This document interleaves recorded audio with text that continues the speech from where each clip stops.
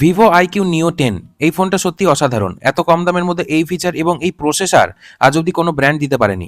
কিন্তু ওই ফোনটাতে দু একটা জিনিস আমার না খুব চোখে লেগেছে জানেন।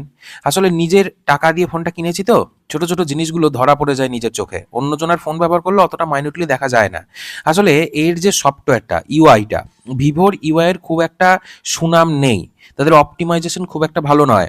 তো যখন আমি ব্যবহার করি, এর প্রসেসর অনুযায়ী যতটা স্ন্যাপি হওয়া উচিত, যতটা ফাস্ট হওয়া উচিত, যতটা স্মুথ হওয়া উচিত, ততটা স্মুথ কিন্তু এটা নয়, জানেন তো। যখন আমি মেনু বার করি, মেনু থেকে যখন আবার চলে আসি হোম স্ক্রিনে, তখন একটা ল্যাগ দেখা যায়, অতটা স্মুথ মনে হয় না। এমনকি মেনুটাকে যখন খুলতে যায়, তখন দেখি বারবার আটকে যাচ্ছে। শুধুমাত্র তাই নয়, এই ইস্যুটা আমি সবার ফোনে একই দেখেছি। আমাদের বন্ধুদের ফোনেও সে একই কথা। দেখুন, বারবার মেনু থেকে যখন উঠে আসছি, তখন দেখুন একবার টাচে কাজ হচ্ছে না, দ্বিতীয়বার টাচ করে মেনুটাকে তুলতে হচ্ছে। এই যে জিনিসগুলো, এগুলো কিন্তু আমার একটু খারাপ লেগেছে। এই জিনিসটা অক্সিজেন ওএসে নেই, স্যামসাংয়ের ওএসে নেই, ওয়ান ইউআই নেই, শুধুমাত্র ভিভোতেই রয়েছে, ওপ্পোতেও নেই। ওপ্পোর ইউআইটা খুবই ভালো।